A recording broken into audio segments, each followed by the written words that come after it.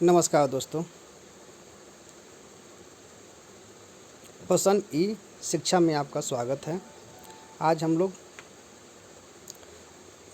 भारत के बैंकिंग प्रणाली का दूसरा लेक्चर स्टार्ट करते हैं, जिसमें आज हम लोग भारत के बैंकिंग ढांचा और आरबीआई के बारे में चर्चा करेंगे।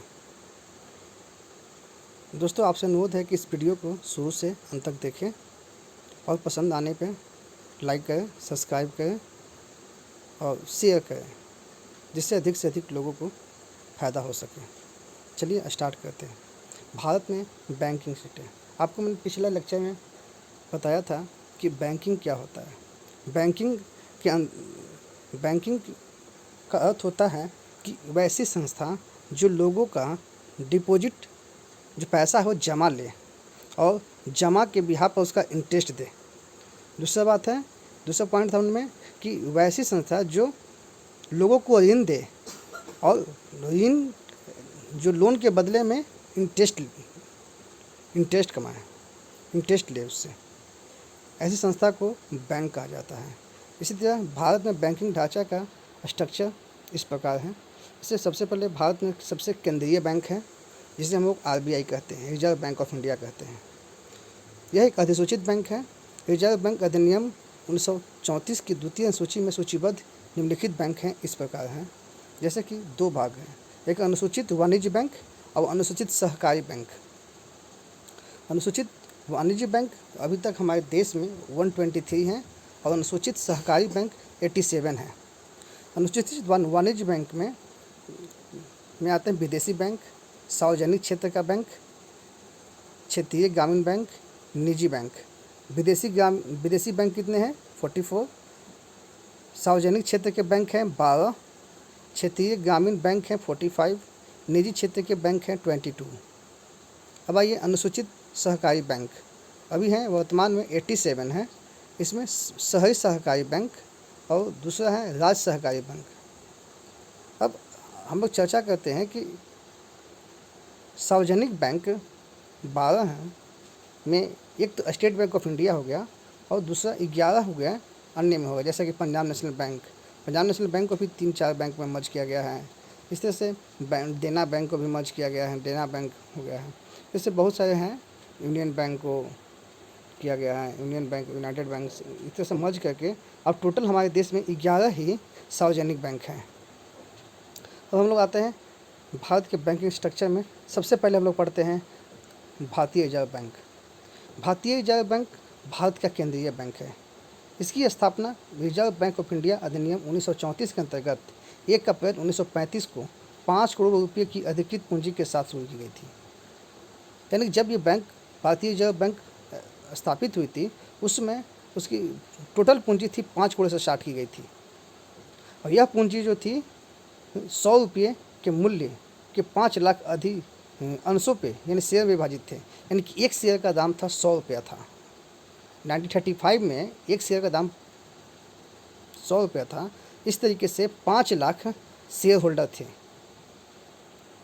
प्रारंभ में लगभग समस्त जो शेयर कैपिटल जो था, यानी कि अंश पूंजी का स्वामित्व गैर सरकारी अंशधारियों के पास था, किंतु अंशों को कुछ व्यक्तियों के पास केंद्रित होने से रोकने के लिए सरकार ने 1 जनवरी 1949 को, यानी 1 जनवरी 1949 को रिजर्व बैंक का राष्ट्रीयकरण कर दिया। आपको समझ में आ गया होगा कि रिजर्व बैंक का राष्ट्रीयकरण कब हुआ था? 1 जनवरी 1949 को। और क्यों किया गया? क्योंकि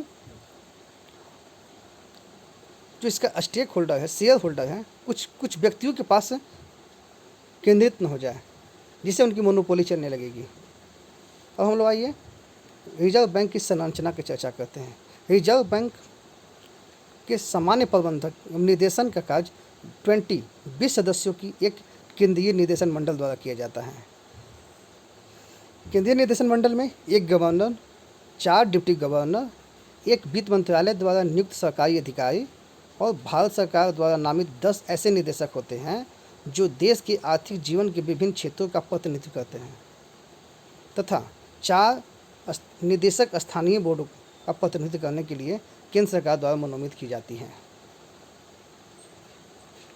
भारतीय रिजर्व बैंक के केंद्रीय बोर्ड के अतिरिक्त 4 स्थानीय बोर्ड भी हैं, जिनके क्षेत्रीय कार्यालय मुंबई, कोलकाता, चेन्नई और नई दिल्ली में हैं।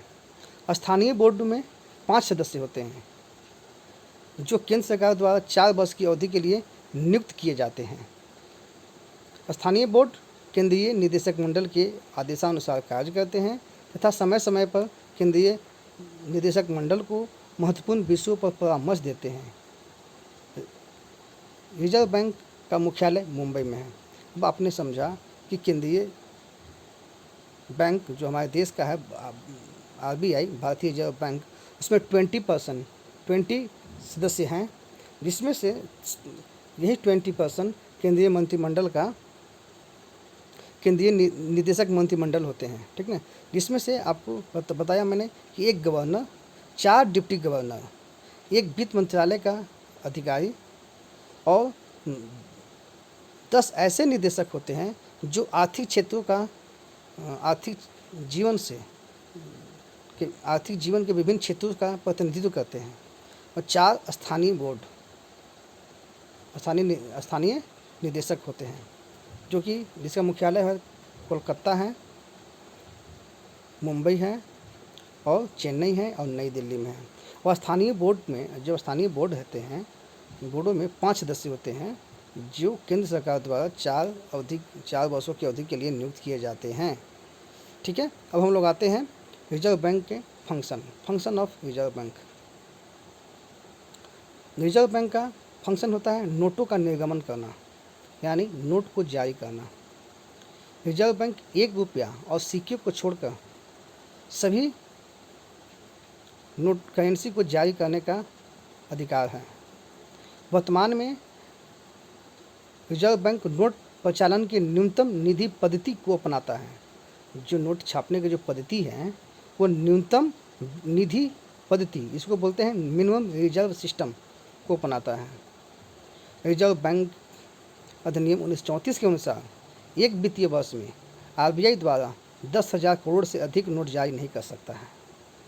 दूसरा, सरकारी बैंकर के रूप में कार्य करना। जो आरबीआई जो है, केंद्र और राज्य सरकार के एजेंट या बैंकर या उसके वित्तीय सलाहकार के रूप में कार्य करती है। दूसरा कार्य करती है कि भारतीय रिजर्व बैंक सरकारों की करों से होने वाली आय को जमा करता है और सरकार की आदेशानुसार उसका भुगतान करता है। आपने समझ गया होगा अब कि किस तरह से सरकार बैंकों के रूप में कार्य करती है, बैंकर के रूप में कार्य करती है। अब तीसरा आते हैं बैंकों के रूप में कार्य करना। बैंकों के रूप में कार्य करना कैसे कि भारतीय रिजर्व बैंक देश के अन्य बैंकों का वही कार्य करता है जो अन्य बैंक ग्राहक के लिए कार्य करते हैं। अर्थात कोई भी एक बैंक जो ग्राहक के लिए कार्य करता है, वही कार्य आरबीआई अन्य बैंकों के लिए कार्य करती है। अर्थात जिस तरह से हम एक बैंक है पास हम लोग लोन लेते हैं, पैसा डिपॉजिट करते हैं, तो उसी तरीके से अन्य बैंक आरबीआई से लोन लेते हैं और पैसा डिपॉजिट करते हैं। विदेशी विनिमय का नियंत्रण, control of foreign exchange. RBI रुपये की तुलना में विदेशी मुद्रा की विनिमय दर को नियंत्रित करने का कार्य करता है। रिजर्व बैंक विदेशी मुद्रा भंडार को कस्टोडियन के रूप में कार्य करता है, यानी परिरक्षक के रूप में कार्य करता है। अर्थात कहने का मतलब ये है कि रिजर्व बैंक जो है रुपये की तुलना में विदेशी मुद्रा का विनिमय दर को नियंत्रण करता है। यानी कहने का मतलब ये है कि एग्जाम्पल चलिए कि भारत का रुपया और अमेरिकी डॉलर में एक जो विनिमय दर है, एक्सचेंज रेट है, उसको कंट्रोल करने की कोशिश करता है। ऐसा नहीं कि बहुत ज़्यादा गैप हो जाए। अभी वर्तमान में 70 रुपया है, कुछ दिन पहले हमारा 60 रुपये था। यानी कि जो ये मिनिमम जो इसको कंट्रोल करता है, जो ज़्यादा ना गैप हो जाए। मतलब कि एक डॉलर का दाम 70 रुपया है, पहले 60 रुपया था, यानी कि बढ़ रहा है, तो इसको कंट्रोल करने की कोशिश करता है आरबीआई। 5वां कार्य है क्रेडिट कंट्रोल। रिजर्व बैंक वाणिज्य बैंकों द्वारा नियमित साख की मात्रा एवं दिशा पर नियंत्रण करता है। कैसे भाई? बैंक जो है ग्राहक डिपॉजिट किया पैसा, उसको फिर क्या करते हैं, बैंक लोन देते हैं।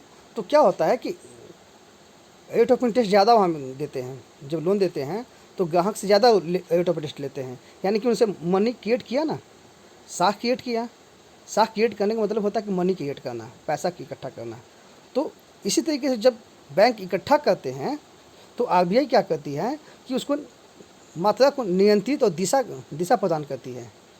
रिजर्व बैंक अपने साख नियंत्रण के उपायों से साख नियंत्रण करता है। इसका उद्देश्य है, 3 उद्देश्य हैं। पहला, विनिमय का स्थिरता, दूसरा मूल्य स्थिरता और आर्थिक स्थिरता को पूर्ति करता है। मान लिया जाए कि कोई भी अगर बैंक ज़्यादा इंटरेस्ट करता है तो क्या होगा कि मान लिया कि आपके पास कंपनी है, आप कंपनी लगाने के लिए पैसा लिया, चाहे उत्पादन बढ़ाने के लिए पैसा बैंक से लोन लिया, और आपको रेट ऑफ इंटरेस्ट ज़्यादा मिलेगा, तो आप क्या करेंगे? जो वस्तु का जो प्रोडक्शन करेंगे आप तो कहीं ना कहीं उसी से निकालेंगे, यानी कि दाम बढ़ जाएगा आपको। इसी तरीके से क्या करती है कि आरबीआई की मनी जो साख बैंक क्रिएट करते हैं उस पर नियंत्रण रखता है, उसको दिशा प्रदान करता है किस तरह से करना है जिससे कि आर्थिक स्थिरता मेंटेन है, मूल्य की स्थिरता मेंटेन है और विनिमय की स्थिरता भी मेंटेन है। छठा, आंकड़ों का संकलन एवं प्रकाशन करना। आरबीआई क्या करती है कि मुद्रा, साख बैंकिंग, विदेशी विनिमय, उत्पादन मूल्य एवं विदेशी व्यापार, भुगतान संतुलन आदि विषयों से संबंधित आंकड़ों का विश्लेषण करता है। ठीक है दोस्तों, कल हम लोग चर्चा करेंगे रिजर्व बैंक के द्वारा साख नियंत्रण की विधि क्या है और किस तरह अपनी मौद्रिक नीति के माध्यम से वो नियंत्रण करता है। इसमें से गुणात्मक है और एक परिणात्मक है मौद्रिक नीति का उपकरण। इसको हम लोग चर्चा कल करेंगे। इतना करते हैं, कल हम लोग चर्चा से मिलेंगे। धन्यवाद दोस्तों। अगर ये वीडियो अच्छा लगा हो तो लाइक करें, वीडियो को शेयर करें, और अगर आप चैनल पर नए हैं तो चैनल को सब्सक्राइब करें और साथ में नए वीडियो की जानकारी के लिए बेल आइकन को प्रेस करें। धन्यवाद।